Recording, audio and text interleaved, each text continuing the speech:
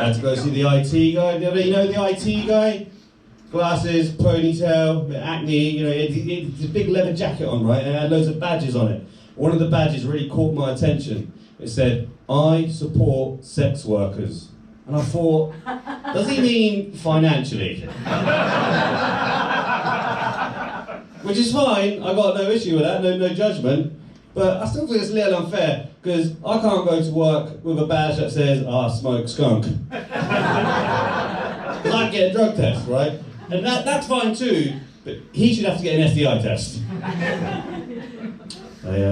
My job's going to be done by AI one day, you know, pretty fucking soon actually. And I'm very aware of that, you know, my boss, he was like, "Hey Carl, we've got this new software, it's going to half your workload." And at the same time, my girlfriend texted me, asked if I could pick up some batteries for a vibrator. And I thought, do I serve a purpose to anyone?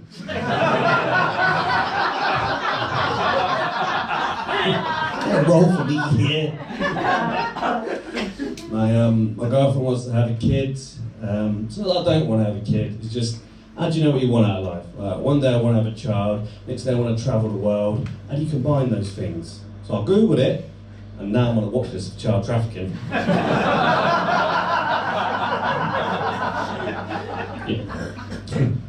I remember, right, being 21, sweating in a rave, burning my tits off. Now I'm 31, sweating in the gym, trying to burn these tits off, you know? It's a very different lifestyle, right? Where'd you get these tits? I made too much eye contact with you when I said that. That was awkward. As a man, I think you get tits, right, from being in a relationship. Because me and my girlfriend were like a foodie couple. And our relationship essentially, I love you, you love me, now let's get fat so we can't run away from each other. Now she's a curvy girl, she was good curvy, she's a voluptuous woman, she's thick, you know, like a McDonald's milkshake, you know what I mean? She's like, naked, I'm sort of like, I'm kind of soft and hairy, like, naked, I look like someone's got a black cat and rubbed it on raw chicken. Take a moment to visualise it.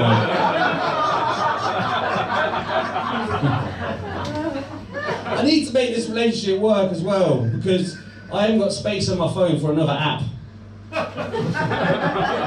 Now, I wouldn't do well on dating apps. Some blokes, you're handsome looking, so you're quite handsome, you probably do quite well on dating apps.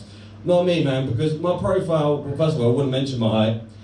And thirdly, yeah, like, all my pictures, I'll be wearing a hat. So any self-respecting females are going to be like, short but shit hair. Next. That was just a little bit sad, badge, right? Wasn't it? Don't pity me, it kills comedy. I suppose, right, I should consider myself lucky, right, because I'm in a loving, honest relationship. You know, we have little pet names for each other, but they're honest pet names. I'm overwhelmed, she's insecure. Here comes our kid, little permanent damage. Go on, get out there, fast away. You little scamp. The real reason, right, I'm scared to have kids is just like, I just can't imagine having sex for the sole purpose of making a baby. The sex between human beings, you think about it, is disgusting, as opposed to sex between animals, which is, well, yeah. Je ne sais quoi, you know? But you know what I mean? Sex for the sole purpose of making a baby. It's like the filthiest shit we do produces the most innocent thing we have. And that blows my mind. I was like, when we're making this baby, we need to ask ourselves some questions, or else things get a bit confusing in the bedroom. Like, when we're making this baby, do we still do the choking thing? Like, make a fucking baby! Make a baby! Some of you look concerned. Don't be concerned, because the person in that sketch being choked and spanked is me! Don't kink shame me, come on. I did that joke at a gig last week, right, and this woman approached me after the show. She was telling me about how she's like a mum, really dedicated to her kids, and that's one part of her life. But another part of her life, she's really into like BDSM. And she felt like kind of conflicted about that. So look, it's fine to have kids and be into BDSM. Just don't get the toys confused. Awkward show and tell, isn't it? You know? I don't know what it is about me, right? But like some comedians tonight, they'll get like compliments after the show. I tend to get confessions. This other guy come up to me and he was like, yeah, I really like it when my girlfriend chokes me too. I was like, get away from me, you weirdo. It's a fucking joke, Jesus. Fuck you, freak. Jesus. Some Romans out there, I tell you. We got any parents in? Yeah. You should be at home, really.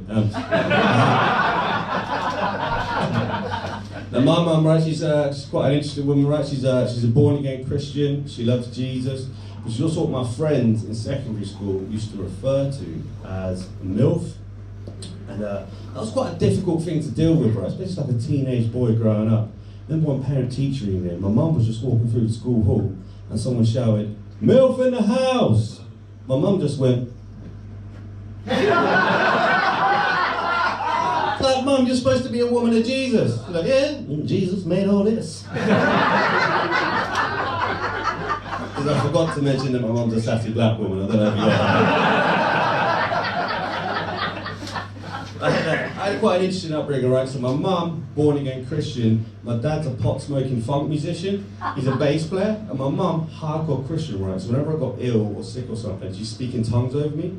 If you know what tongues is, it's basically when a Christian speaks a load of gibberish, calls it the word of the Lord, and if you're a 6-year-old with a cold, cowpole, much more effective.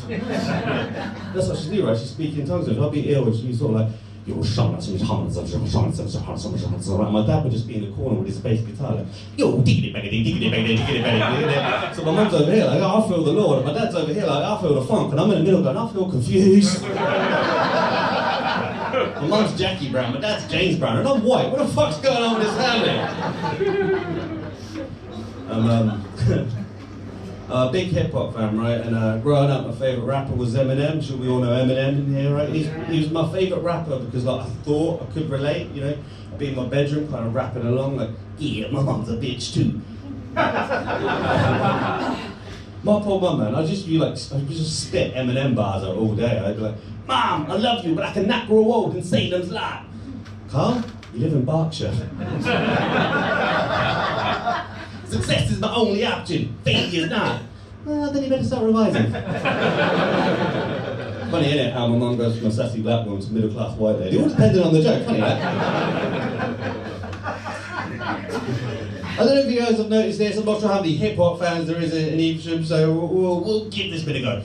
But this is something I've noticed, right? Every time a member of the royal family dies, so there's a famous rapper. When Philip died, we lost DMX. Similarities between Philip and DMX is that they both like dogs, they both said a lot of politically incorrect shit. They could have been friends. When the Queen died, we lost Coolio.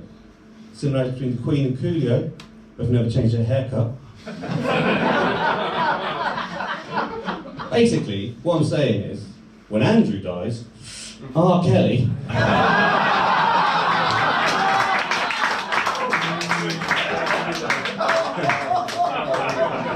I think he's explaining who R. Kelly is. Take a moment. Have a Google. R. Kelly makes me laugh, right? Because his name sounds like a northern dad, kind of like referring to a family member. R. Kelly! You know R. Kelly? You pissed on him? No, there's no. Yeah. Do you remember last summer, during the Queen's Jubilee, the final Jubilee, the palace issued a statement saying that Andrew wasn't going to be there, and this made me realise just how British the royal family really are. Because we've all got that one uncle who's like no longer invited to the barbecue. Your mum tries to play it down on the family WhatsApp group. She's like, Uncle Terry's not coming because he's got COVID. No, Mum, Uncle Terry's not coming because he's a nonce. Speaking of nonces. I went to Catholic school. Came across a couple of pedos. I mean, I didn't, you know. There's this one Catholic priest, right, and he'd come talk to us, and it always felt a little bit weird, felt a little bit off. I imagine it's the same feeling a woman gets when speaking to a male feminist. The sneaking suspicion, this guy might want to fuck me. By the way, if you don't like that joke, you're the predator.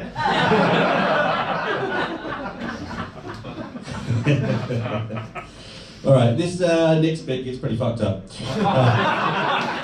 But we're all adults enjoying a night of stand-up comedy in Evesham, yes? Yeah! Okay. Now what this guy was caught with, and this is true, he was caught with indecent images. This was the late 90s, right? It wasn't a hard drive. He was caught with a porn magazine. And what he had done, genuinely, is he had got photographs of all the kids who attended the church, cut out their faces and stuck them on the faces of the women in the magazine. I was one of those kids. Which means that somewhere out there, it's a picture of me at 10 years old with a big pair of tits. You've got to see the funny in everything, innit? Like, as a victim, I think I should be able to have that, but that's frame it, stick it in my bathroom window, check it out. Yeah. And it, like, human sexuality, it's fascinating, like, pedo or not, like, I don't know about you, sir, I don't know about you, but when I get horny, I'm like, whoa, where's my phone? When this guy gets horny, he's like, oh, where's the scissors and Brickstick? A fucking pedo heart attack, man. Can you tell what it is yet? No. Yeah, I'm so close to not doing that bit of material.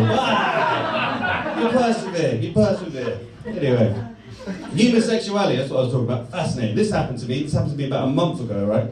I was doing a gig, I was hosting the show, and after the show, a man came up to me and asked me to have sex with his wife. Me! My first thought was, who goes swinging on a Sunday? People from Swindon. So we're all standing around, right, after the show, having a little chat, and this woman comes up to me, and my girlfriend's not here, so I'll admit she was fine, right? And she's being very flirty, and her husband was stood right there, right where you were, so they're sort of asking me if I want to come out for a drink with him after the show. I'm like, no, thank you, I've got to go to a sewage treatment plant in Slough the next day. I'm not going. At one point, right, he leaned in and says, you can fuck her if you want me, I don't mind. And I thought, that normally gets a bigger laugh. I feel like that's quite common around here, maybe. You're like, yeah, it's just a polite question.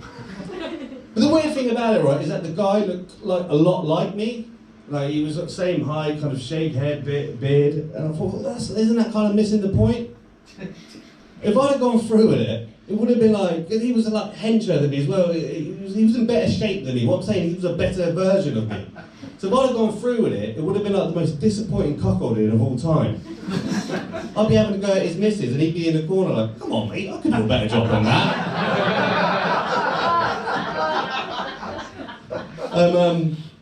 I'm on the waiting list to be assessed for ADHD, because who the fuck isn't at this point, you know what I mean?